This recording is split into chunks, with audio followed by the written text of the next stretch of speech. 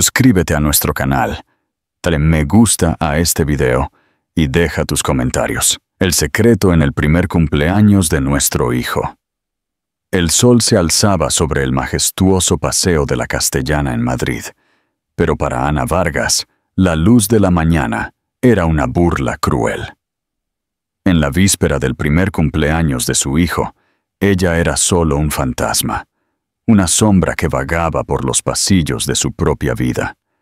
Su marido, el multimillonario empresario tecnológico Marcos Beltrán, la había dejado por otra mujer, dejándola con un corazón destrozado y un divorcio inminente diseñado para despojarla de todo. Él había sido su mundo, y lo había hecho pedazos con una frialdad casual. Pero mientras el personal de servicio preparaba todo para una fiesta de cumpleaños a la que él no asistiría, un coche negro se detuvo en el camino de entrada. Era Marcos, y en sus manos no traía un regalo de cumpleaños, sino un maletín de cuero que expondría una mentira tan profunda que los destruiría por completo o reescribiría toda su realidad. El ático en el centro de Madrid era menos un hogar y más una declaración, abarcando 2 pisos enteros de uno de los edificios más prestigiosos de la ciudad. Era un monumento a la ambición de Marcos Beltrán, una fortaleza con paredes de cristal que dominaba el corazón de la capital española. Ana Vargas alguna vez pensó en él como su reino, un palacio construido sobre los cimientos del amor y los sueños compartidos. Ahora se sentía como una jaula, aunque una increíblemente hermosa, adornada con mármol italiano, muebles de diseño Fendi y ventanales que absorbían el perfil de la ciudad. La vida con Marcos siempre había sido un torbellino. Era una fuerza de la naturaleza, un hombre que había salido de un barrio humilde de Móstoles para convertirse en uno de los nombres más formidables en el capital de riesgo. Tenía una mente que se movía a la velocidad de la luz y un carisma que podía encantar incluso a sus adversarios más duros. Cuando dirigió ese foco incandescente hacia Ana, una tranquila graduada en Historia del Arte, que trabajaba en una pequeña galería, ella no tuvo ninguna posibilidad. La persiguió con la misma determinación implacable que aplicaba a sus negocios, colmándola de afecto, susurrándole promesas de un futuro sobre el que solo había leído en novelas. Su boda había sido un evento lujoso en Segovia, con reportajes en las mejores revistas. Durante 5 años, su vida fue un cuento de hadas meticulosamente curado. Hubo viajes improvisados a Mallorca en su jet privado, asientos en primera fila en la Semana de la Moda de Madrid y tranquilas mañanas de domingo leyendo el periódico en su extensa finca en las afueras de la ciudad. Marcos la había adorado, o eso creía ella. La había llamado su ancla, el centro de calma en el huracán de su vida. El nacimiento de su hijo, Hugo, hace 10 meses, debió haber sido la pieza final perfecta de su vida idílica. Era un bebé hermoso, con los ojos oscuros y serios de Marcos y la sonrisa dulce de Ana. Acurrucándolo en sus brazos en la suite privada del hospital, Ana había sentido un amor tan profundo que era casi doloroso. Vio a Marcos sostener a su hijo por primera vez, su expresión, usualmente reservada, derritiéndose en una de asombro puro y sin adulterar. «Todo lo que hago, lo hago también por ti», le había susurrado, con la voz ahogada por la emoción. «Construiré una dinastía para él, te lo prometo». Pero las promesas, estaba aprendiendo, eran cosas frágiles. En los meses siguientes, un sutil escalofrío había comenzado a colarse en su mundo perfecto.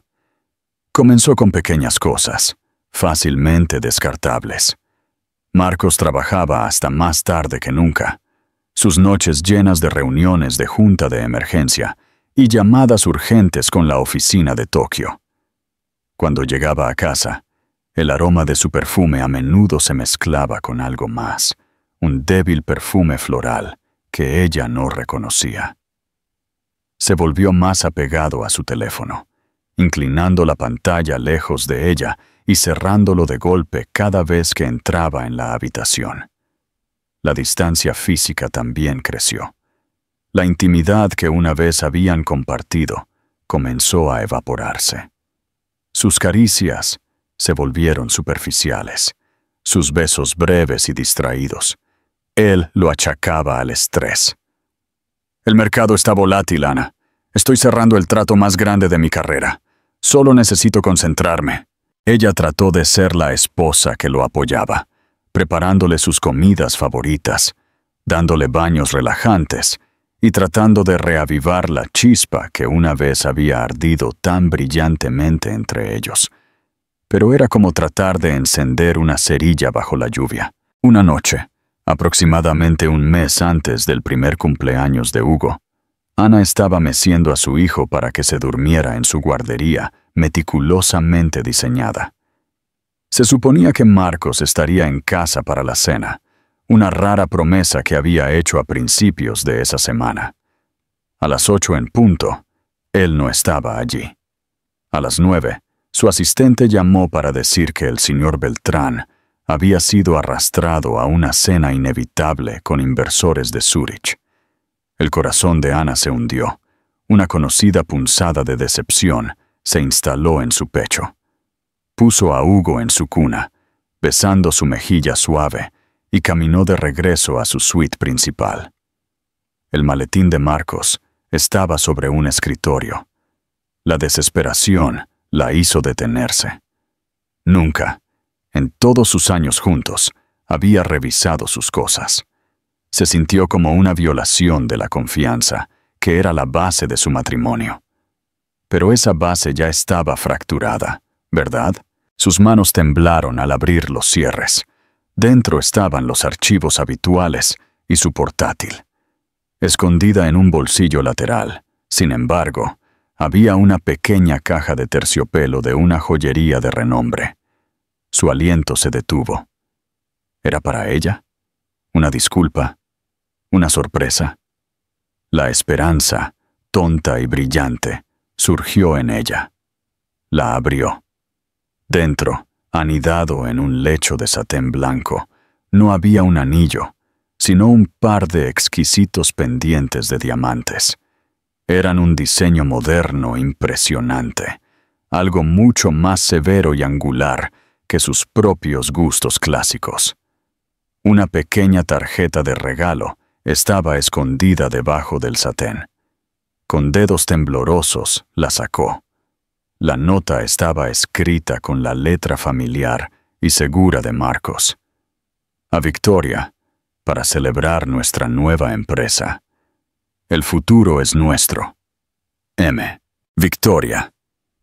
El nombre resonó en la habitación silenciosa, un toque de difuntos para la vida que Ana pensaba que tenía. No era una aventura de negocios lo que estaba celebrando. Lo supo con una certeza nauseabunda que le vació el interior. Todas las noches hasta tarde, las llamadas secretas, la distancia emocional, todo se derrumbó sobre ella a la vez. Ella sintió que el suelo se caía bajo sus pies, la fría y dura realidad de su traición cayendo con la fuerza de un golpe físico. Retrocedió del escritorio. Un sollozo ahogado escapó de sus labios. Los susurros en la oscuridad se habían convertido en un rugido ensordecedor, y en su eco, la vida que había conocido estaba completa e irrevocablemente destruida. Ana pasó los siguientes 2 días en un estado de animación suspendida, moviéndose a través de los actos de su vida en piloto automático.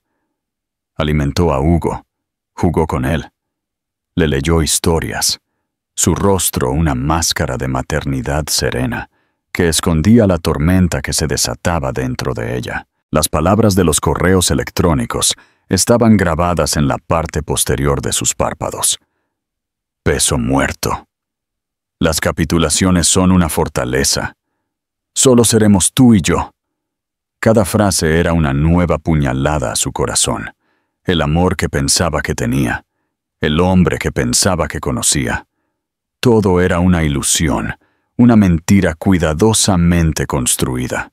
Cuando Marcos regresó de Londres, entró en el ático luciendo lleno de energía, un brillo triunfante en sus ojos.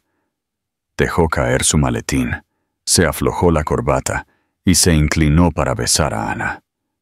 Ella se estremeció, girando la cabeza para que sus labios rozaran su mejilla. Fue un movimiento pequeño, casi imperceptible, pero él lo notó. ¿Todo bien?, preguntó, su ceño frunciéndose ligeramente. Pareces rara.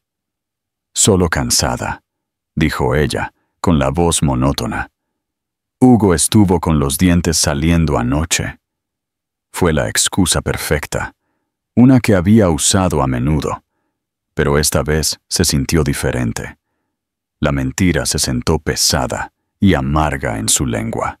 Esperó hasta esa noche. Hugo estaba dormido. Las luces de la ciudad brillaban como una galaxia distante e indiferente fuera de sus ventanas panorámicas. Marcos estaba en su dormitorio cambiándose de traje. Ana entró y cerró la puerta detrás de ella, el suave clic del pestillo sonando como un disparo en la habitación silenciosa. Estaba de pie frente a su armario, sin camisa, de espaldas a ella. Estaba en una forma increíble, un testimonio del entrenador personal que venía a su gimnasio privado 5 mañanas a la semana. Era la imagen del poder y el éxito. Era un completo extraño. «Marcos», dijo, su voz sorprendentemente firme. «Necesitamos hablar». Se giró con una sonrisa casual, que rápidamente se desvaneció cuando vio su expresión. Ella sostenía una sola hoja de papel. Era una impresión de su correo electrónico a Victoria Montero, en el que la llamaba peso muerto.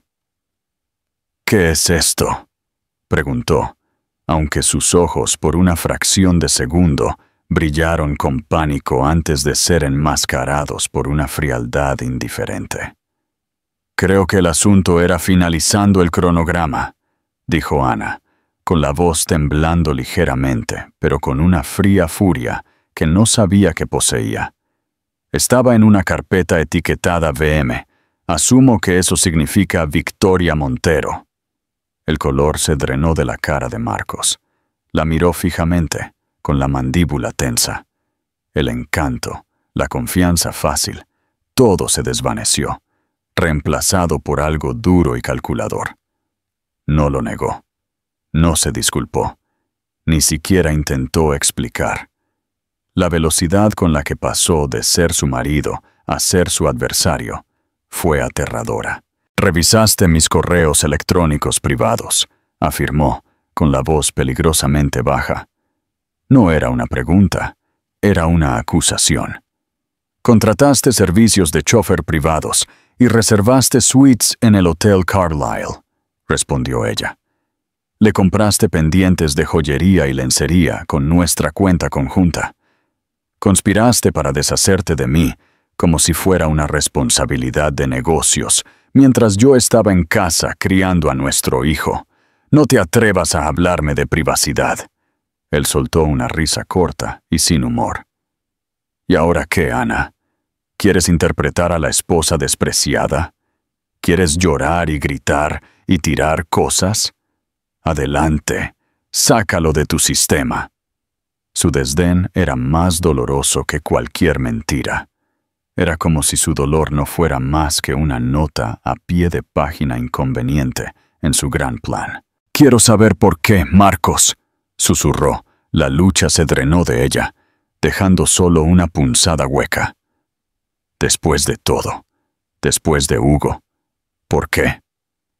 Él finalmente la miró, sus ojos tan fríos y grises como una tormenta de invierno sobre el Atlántico.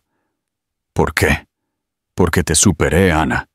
Construí un imperio, y necesito una emperatriz, no una chica de galería. Victoria entiende mi mundo, me desafía, es mi compañera. Tú fuiste un hermoso capítulo, pero el libro tiene que seguir. La crueldad de sus palabras le robó el aliento. Había despojado de 5 años de matrimonio, de historia compartida, de amor, y lo había reducido a un capítulo en un libro que ahora había terminado de leer. «¿Así que eso es todo?», preguntó ella, con la voz apenas audible. «Simplemente me tiras a la basura». «No seas tan dramática», se burló, poniéndose una camisa limpia como si estuvieran discutiendo una negociación de negocios. «Estarás bien. Las capitulaciones son muy claras. Obtendrás el acuerdo que pactamos cuando nos casamos. Es más que suficiente para que tú y Hugo vivan cómodamente». «Cómodamente», repitió, una risa histérica burbujeando en su garganta. «Vales miles de millones, Marcos. Construyes una vida conmigo. Tienes un hijo conmigo. Y luego me pagas como a un consultor cuyo contrato ha expirado». «Eso es exactamente lo que estoy haciendo», dijo su voz, completamente desprovista de emoción. Caminó hacia su cómoda y recogió su reloj, un reloj que podría haber comprado su casa de la infancia varias veces. «Mis abogados se pondrán en contacto contigo mañana para comenzar los procedimientos. Por ahora, me quedaré en el club. Te agradecería si pudieras empacar algunas de mis cosas». Comenzó a pasar junto a ella hacia la puerta. La pura audacia, la frialdad final de todo, encendió algo en Ana. Todo el dolor, la humillación, la angustia se unieron en un solo momento de rabia al rojo vivo. «¡Lárgate!», siseó, su voz temblando con una intensidad que lo hizo detenerse. Se giró, un destello de sorpresa en sus ojos. «Este es mi apartamento, Ana. Y es mi hogar. El hogar que hice para nuestro hijo que está durmiendo en la habitación de al lado. No te quedarás aquí a dictar los términos de mi desalojo mientras usas la camisa que te preparé esta mañana», gritó, el sonido crudo y desgarrado de su alma. «Si quieres que esto sea una transacción de negocios, bien, lárgate de aquí y envía a tus abogados. No quiero volver a ver tu cara». Por primera vez, una sombra de algo ilegible pasó por su rostro. No era remordimiento o culpa, era otra cosa. Cálculo. Tal vez incluso un toque de respeto por el fuego que ella estaba mostrando. Pero se fue tan rápido como apareció. Sin otra palabra, se dio la vuelta. Salió del dormitorio y cerró la puerta detrás de él. Ana se quedó sola en la habitación cavernosa, la impresión del correo electrónico todavía apretada en su mano. El silencio que dejó atrás era absoluto. La revelación estaba completa. El hombre que había amado se había ido, y en su lugar había un monstruo. Y ella estaba atrapada en su jaula dorada, esperando que sus abogados vinieran a establecer los términos de su liberación. Los días que siguieron fueron un borrón de incredulidad entumecida y un dolor agudo y desgarrador. Marcos fue fiel a su palabra. A la mañana siguiente, un elegante sobre negro fue entregado por un mensajero. Era del bufete de abogados más poderoso y despiadado del país. Dentro estaban los documentos iniciales de divorcio y una carta del abogado principal de Marcos, un hombre llamado Arturo Montero. El nombre era un cruel giro de la cuchilla. Era el padre de Victoria. Todo el asunto se sintió incestuoso, una empresa familiar dedicada a su destrucción. La carta era clínica y brutal. Describía los términos de Marcos, citando sus capitulaciones matrimoniales.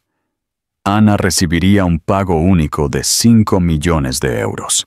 A cambio, desocuparía el ático en 60 días, firmaría un acuerdo de confidencialidad exhaustivo que le prohibía hablar o escribir sobre su matrimonio, y aceptaría un acuerdo de manutención infantil estructurado para Hugo que, si bien era generoso para los estándares normales, era una miseria en relación con la vasta fortuna de Marcos.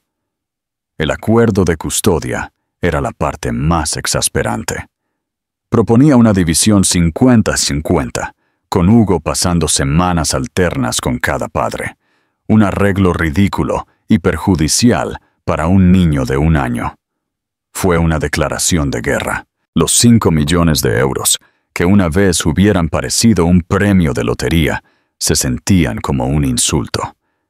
Era una fracción de su riqueza, una suma diseñada para comprar su silencio y hacerla desaparecer.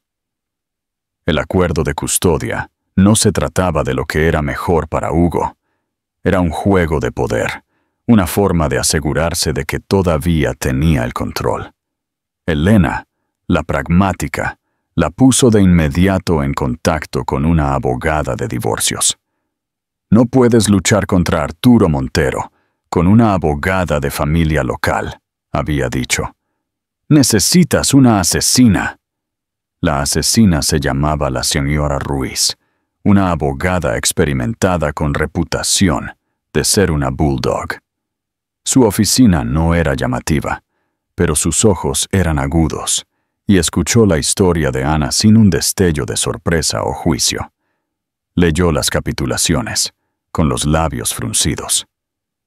«Es un documento bien redactado, señora Beltrán», dijo, con la voz de un barítono ronco.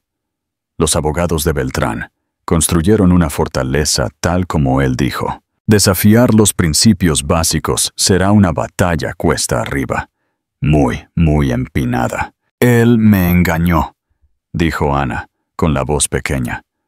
«Planeo esto con ella. ¿Eso no cuenta para nada?» «En el Tribunal de la Opinión Pública, sí. En un tribunal de justicia en España, en un estado sin culpa, importa muy poco cuando se trata de la división de activos descrita en un acuerdo prenupcial firmado», explicó la señora Ruiz pacientemente. «La infidelidad es una falla moral, no típicamente un incumplimiento de contrato. Sin embargo», se inclinó hacia adelante, «el acuerdo de custodia es otro asunto completamente diferente. Ningún juez verá una división 50-50 para un niño tan pequeño como lo mejor para su interés.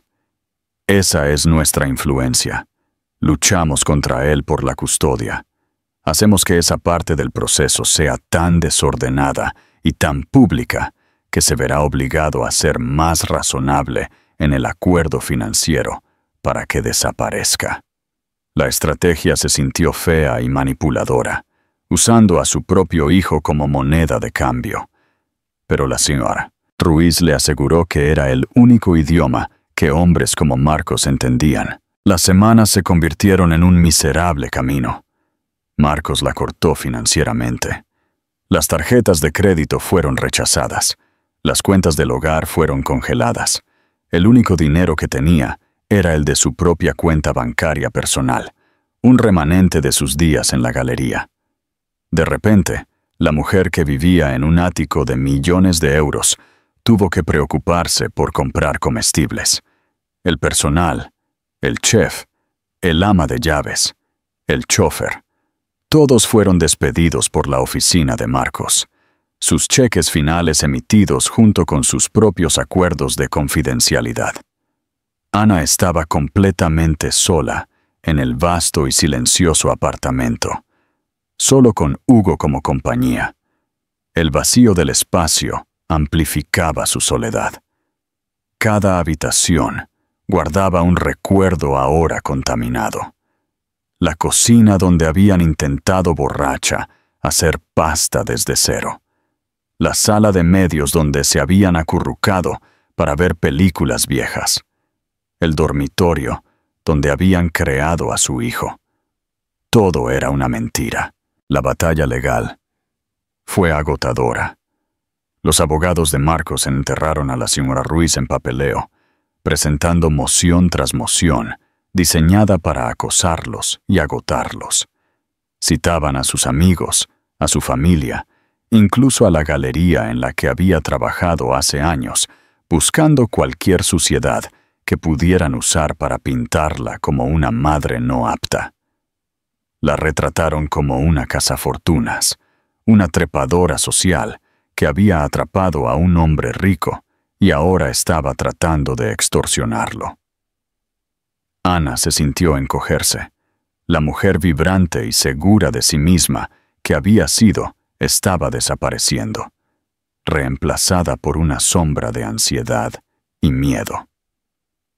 Algunos días era una lucha simplemente levantarse de la cama, pero luego escuchaba a Hugo revolverse en su cuna, sus pequeños arrullos y balbuceos, un salvavidas en la oscuridad sofocante. Él era lo único que importaba. Por él, ella tenía que luchar.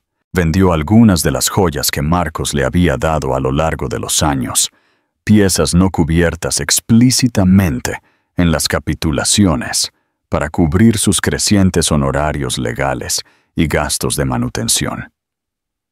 Fue una experiencia humillante sentarse en una habitación privada, en una joyería de alta gama, mientras un hombre con una lupa valoraba las muestras de un amor que nunca había sido real. Una noche, mientras se desplazaba por un sitio de noticias financieras, un titular le llamó la atención. Beltrán y Montero anuncian fusión estratégica formando la firma Titán Apex Global.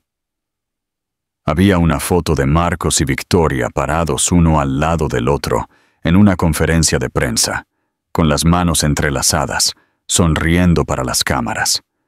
Se veían poderosos, invencibles, una verdadera pareja de poder.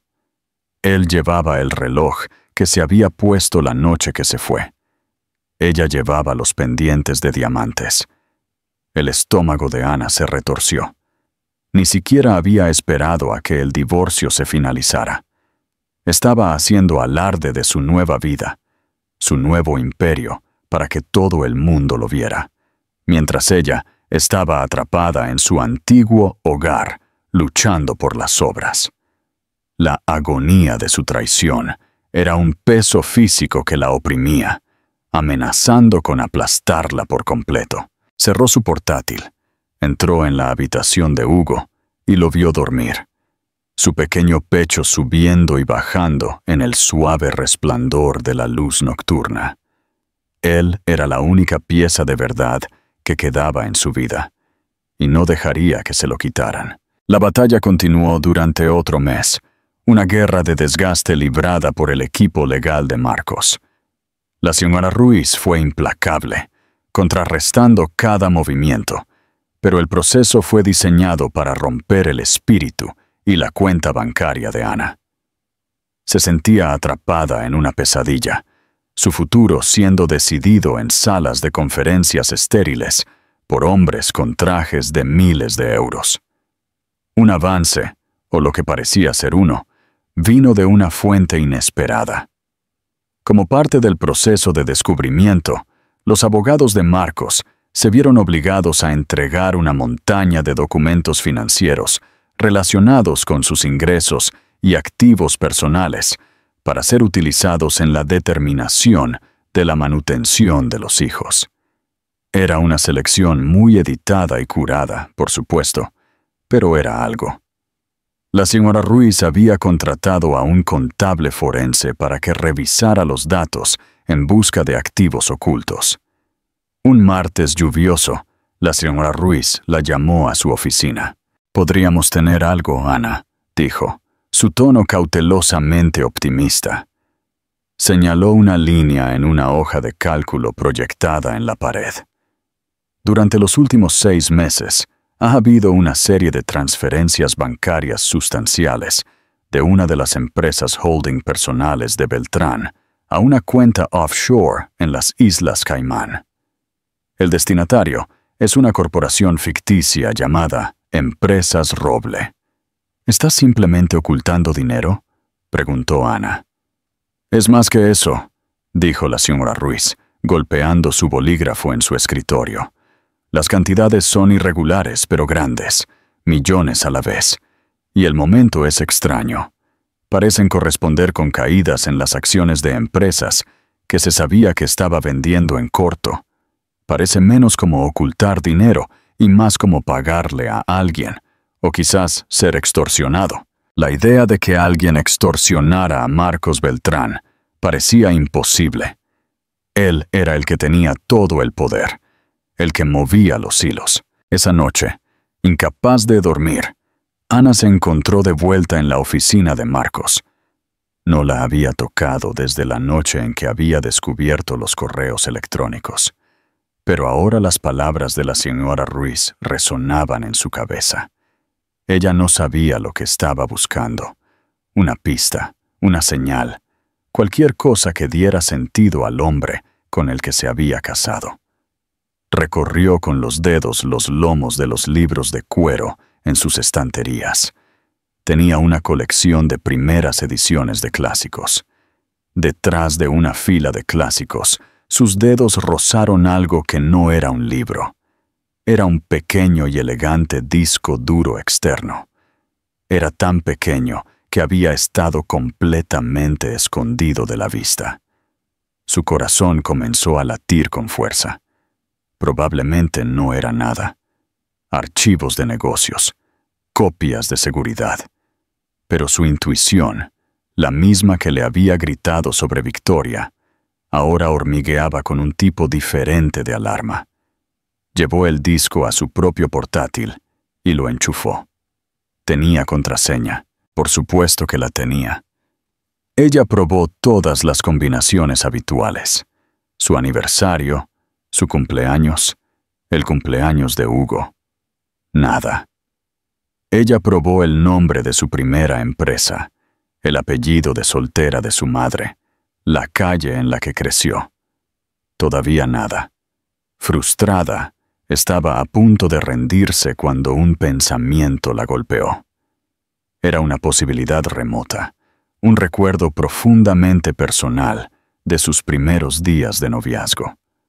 Una vez le había confesado, después de beber demasiado vino, que su mayor miedo no era el fracaso, sino la mediocridad, que su fuerza motriz era una promesa que le había hecho a su padre en su lecho de muerte. Escribió la contraseña para Papa 1908. El disco se abrió. Estaba lleno de carpetas, pero una le llamó la atención de inmediato.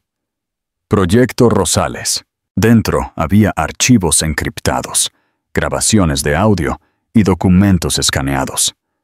Las manos de Ana temblaban mientras hacía clic en uno de los archivos de audio. Era una grabación de una llamada telefónica. Ella reconoció la voz de Marcos al instante, pero era diferente. Tensa, nerviosa. La otra voz tenía un fuerte acento, amenazante. El trato es simple, Beltrán, dijo la voz con acento. Te damos la información. Tú la usas. Tú te beneficias. Y nosotros obtenemos nuestro porcentaje. 20%. De la cima. Sin demoras.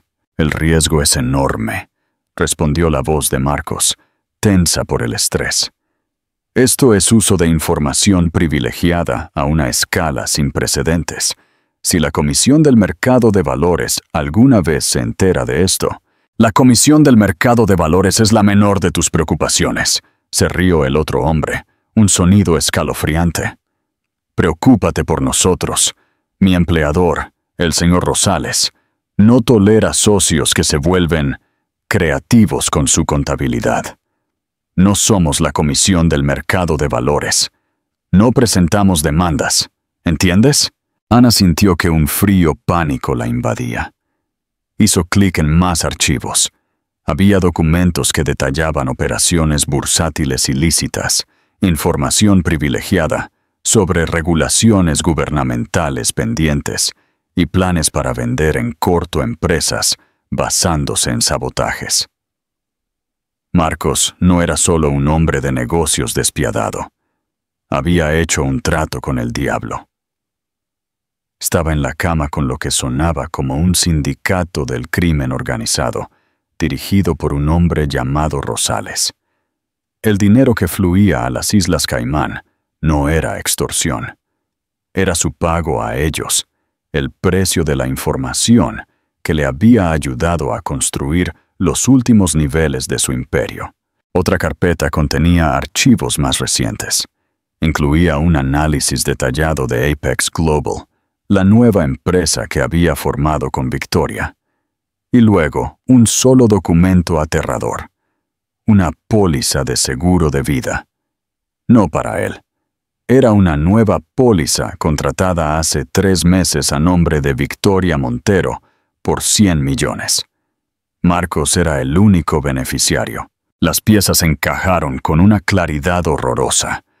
La fusión con la empresa de Victoria no era solo por ambición. El padre de Victoria era un abogado poderoso. Su empresa era legítima y respetada. Al fusionarse con ella, Marcos estaba tratando de legitimar sus propias ganancias mal habidas, de lavar el dinero sucio a través de una empresa limpia. Pero, ¿por qué la póliza de seguro de vida?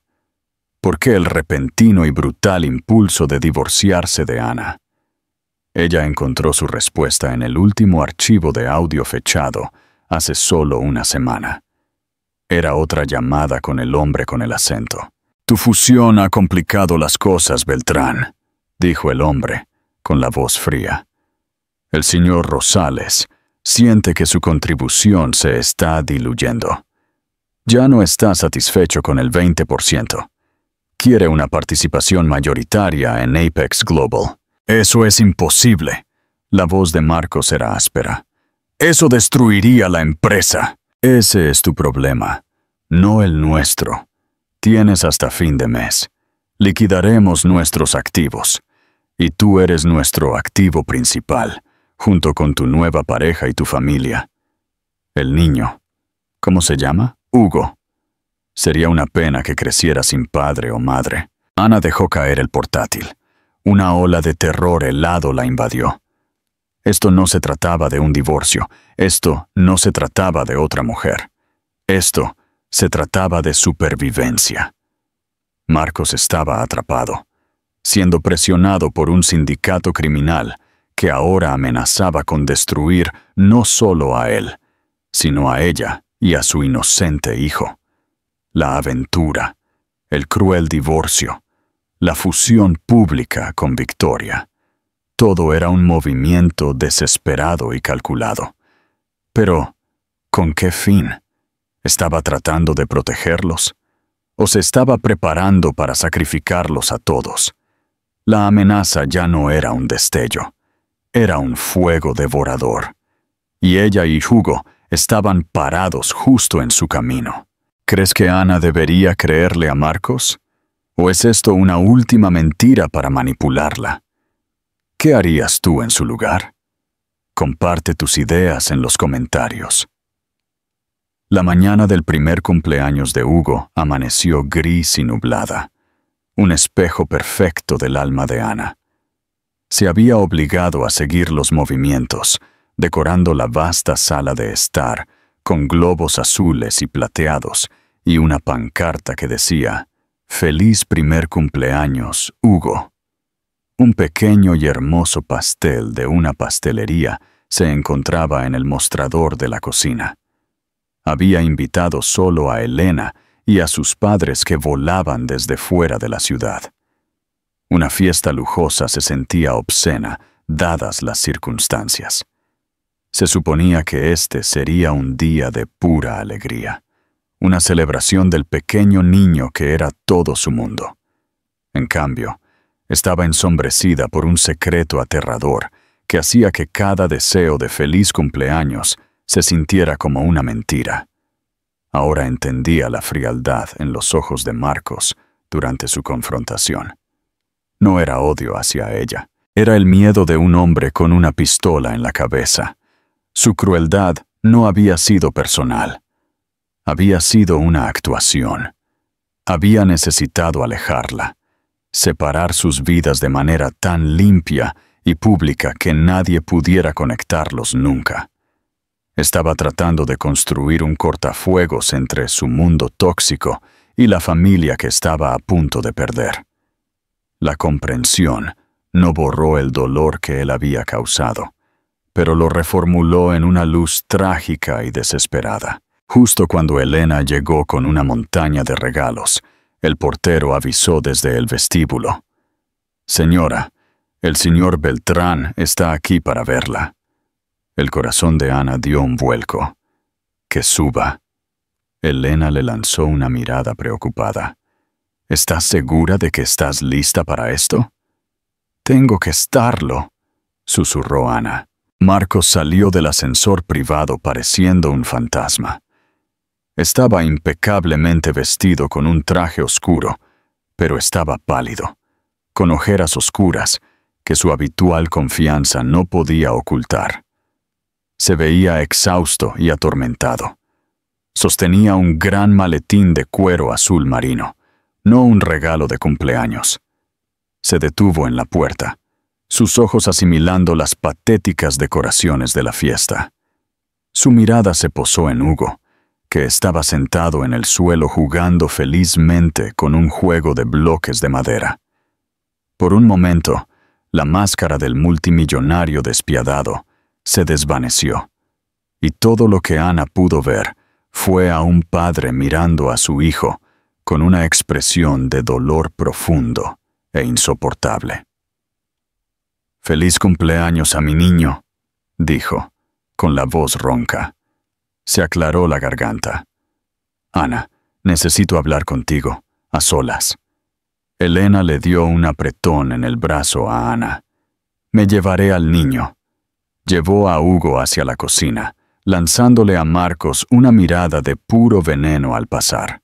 El silencio descendió sobre la habitación. Marcos caminó hacia la gran mesa de centro de mármol y colocó el maletín de cuero sobre ella. Lo abrió y extendió una gruesa pila de documentos. «¿Qué es esto, Marcos?», preguntó Ana, con voz tranquila. «¿Más amenazas legales? ¿Tus abogados han encontrado una nueva forma de llamarme madre no apta?» «No», dijo, sin mirarla. Miró por la ventana la extensión gris del Parque del Retiro. «Esto es lo contrario de eso». Hizo un gesto hacia los papeles. «Estos son documentos de transferencia de propiedad, certificados de acciones, escrituras, acuerdos de fideicomiso, todo». Ana se acercó, sus ojos escaneando las primeras páginas. Vio los nombres de sus empresas, las direcciones de sus propiedades, los números de cuenta de sus carteras de inversión. Y junto a la línea que decía beneficiario, su nombre estaba escrito: Ana Vargas. «No entiendo», exhaló. Él finalmente se giró para mirarla. La mirada en sus ojos era de total derrota. «Cometí un error, Ana. Hace mucho tiempo. Me volví codicioso. Quería construir este imperio tan rápido que tomé un atajo. Me metí en negocios con gente muy mala. El tipo de gente que no se va». «Rosales», dijo ella, el nombre cayendo como una piedra entre ellos. Sus ojos se abrieron en shock y miedo. «¿Cómo?» «El disco duro, detrás de la primera edición de un clásico», explicó ella. «Lo sé, Marcos. Sé sobre el uso de información privilegiada. Sé que te están amenazando. Sé que nos están amenazando». Una ola de algo, alivio, desesperación, que ella no podía descifrar, le recorrió el rostro. Él se hundió en el sofá, enterrando su rostro en sus manos. «Estaba tratando de protegerte, de sacarte de esto, llamándome peso muerto, haciéndome pasar a mí y a nuestro hijo por un infierno», exigió. La ira se avivó de nuevo, caliente y afilada. «Sí», dijo, levantando la vista con los ojos salvajes. Tenía que hacer que pareciera real. Tenía que hacer que pareciera el divorcio más amargo y odioso en la historia de Madrid. Necesitaba que todos, los medios, el mundo de los negocios, y especialmente ellos, creyeran que te había cortado por completo, que me odiabas y que te había dejado con casi nada. Necesitaba que fueras irrelevante para mí. Se levantó y caminó por la habitación, como un animal enjaulado. Me están presionando, Ana. Quieren una participación mayoritaria en Apex, que ellos exprimirán y usarán para lavar dinero hasta que se derrumbe. Si lucho contra ellos, me matarán. Matarán a Victoria, y luego vendrán por ti y por Hugo, porque ustedes serían mis herederos. Ven a mi familia como un activo, un punto de influencia. Se detuvo frente a ella, sus manos agarrando sus brazos. Su toque no era duro, sino desesperado. Pero si no tengo nada, ya no soy un activo. Si mi esposa, que públicamente me desprecia, de repente posee todo, no pueden tocarlo. Todo está encerrado en un fideicomiso para Hugo, contigo como única fiduciaria. Está protegido, está limpio. No pueden llegar a él sin una batalla legal que los expondría por completo. Era una maniobra insana y desesperada, una defensa de tierra quemada. Él no le estaba dando un acuerdo, le estaba dando todo el reino. Estaba abdicando al trono para salvar la línea real. ¿Y tú, Marcos?, susurró ella, buscando su rostro. ¿Qué te pasa a ti? Una sonrisa triste tocó sus labios. Tengo un plan. Voy a desaparecer. Lo he estado preparando durante meses. Una nueva identidad, una nueva vida en algún lugar. Nunca me encontrarán. Tengo una oportunidad para escapar esta noche. Miró su reloj. Pero si fallo, si me atrapan, bueno, por eso tienes que firmar estos papeles. Ahora, antes de que mi suegro, Arturo Montero, se entere de esto. Él es mi albacea. Si muero antes de que se firmen, él y Victoria se quedarán con todo, y no podrán protegerlo de Rosales. Cogió un bolígrafo y se lo tendió. Era el ultimátum final en el primer cumpleaños de su hijo. Firmar los papeles, aceptar el imperio y dejarlo salir de sus vidas para siempre, posiblemente hacia su muerte.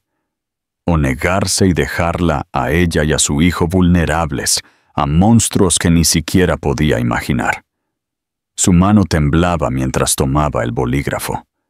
Miró de los documentos al rostro del hombre que había amado, odiado y ahora trágicamente comprendía. Él la había traicionado, sí, pero el hombre que estaba frente a ella ahora estaba haciendo el sacrificio final. Con lágrimas corriendo por su rostro, Ana Vargas comenzó a firmar su nombre, documento tras documento, firmando su antigua vida y heredando un imperio construido sobre mentiras, todo para salvar el futuro del pequeño niño felizmente comiendo pastel en la habitación de al lado. La firma fue un asunto frenético y surrealista.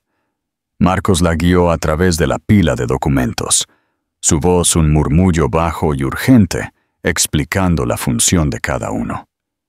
La escritura del ático, los títulos de la finca en las afueras y una villa en la costa, los certificados de propiedad de su flota de coches, los documentos que establecían el fideicomiso Hugo Beltrán, un vehículo financiero impenetrable que ahora contenía la totalidad de los activos líquidos de Marcos, la cartera de acciones y la participación mayoritaria en Apex Global.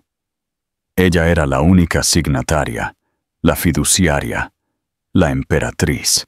Cuando se completó la última firma, un pesado silencio llenó la habitación. La transferencia estaba hecha. Marcos Beltrán, el titán de las finanzas, era ahora, en papel, un hombre sin nada a su nombre. Se puso de pie, Sus hombros se encogieron como si se les hubiera quitado un peso físico. «Está hecho», exhaló. Caminó hacia la puerta de la cocina. Elena estaba allí, sosteniendo a Hugo, su rostro una máscara de confusión y shock. Marcos miró a su hijo, sus ojos bebiendo cada detalle de su rostro. No se atrevió a tocarlo.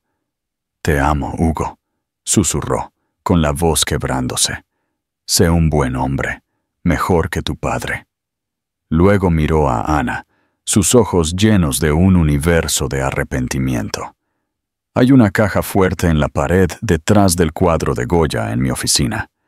La combinación es el cumpleaños de Hugo. Dentro está el disco duro original, un teléfono desechable y una carta. Explica todo con más detalle. Úsalo si alguna vez lo necesitas. Adiós, Ana». Y con eso, se dio la vuelta y caminó hacia el ascensor. No miró hacia atrás. La puerta se cerró y él se había ido. Ana se quedó inmóvil, el bolígrafo aún en su mano. El silencio que dejó atrás fue profundo, un vacío donde acababa de haber un huracán. Los días que siguieron fueron un torbellino de caos controlado. La primera llamada fue de un furioso Arturo Montero. La noticia de la transferencia masiva de activos había llegado a los medios. Estaba apoplético. Ana, canalizando una fuerza que no sabía que poseía, lo remitió a la señora Ruiz. Su abogada, después de una sesión maratónica donde Ana explicó toda la aterradora historia, pasó de ser un bulldog a ser una guardiana de la fortaleza. Ella manejó la tormenta legal que siguió, lidiando con las amenazas de la firma de Montero y bloqueando las investigaciones de un departamento fiscal repentinamente muy interesado. La historia que Marcos había fabricado sobre su amargo divorcio proporcionó la cobertura perfecta.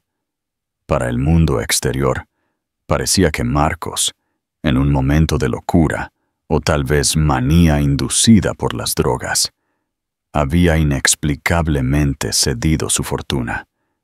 Ana fue retratada en los tabloides como la viuda negra definitiva o la mujer más afortunada del mundo. La narrativa era confusa, caótica, pero lo suficientemente plausible como para mantener la verdad real oculta. Mientras tanto, Ana tuvo que aprender a ser una multimillonaria.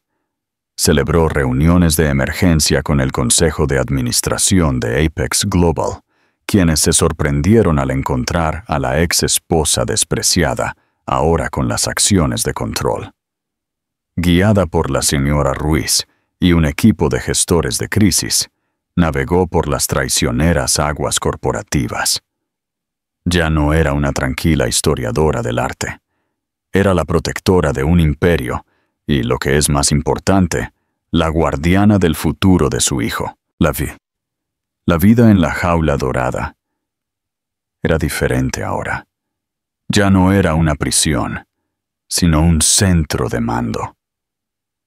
Trabajó incansablemente aprendiendo sobre finanzas, gobierno corporativo y gestión de activos. Descubrió que tenía una mente aguda para ello, una fuerza tranquila que la gente subestimaba a su propio riesgo. No era Victoria Montero, pero era inteligente y estaba motivada por la fuerza más poderosa del mundo, el amor de una madre. Pero todas las noches, después de que Hugo se dormía, se paraba junto a las vastas ventanas que daban a la ciudad y se preguntaba, ¿estaba Marcos vivo? ¿Lo logró? ¿Estaba viviendo una vida tranquila en algún rincón distante del mundo? ¿O estaba su cuerpo en el fondo del río Manzanares? El teléfono desechable en la caja fuerte permaneció en silencio. La carta que él le había dejado era una confesión, una disculpa y una carta de amor, un testimonio trágico del hombre que pudo haber sido. Su nueva vida era una paradoja, una de inmenso poder y riqueza, pero perseguida por una constante sombra persistente. Tenía todo lo que una persona podría desear, pero el hombre que una vez amó, el padre de su hijo, se había ido.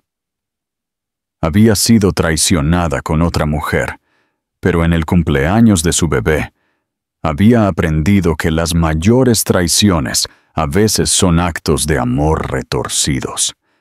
Ella era Ana Vargas, la inesperada reina de un imperio, gobernando para siempre a la sombra de un rey caído. Y así, la historia de Ana nos recuerda que la verdad rara vez es simple.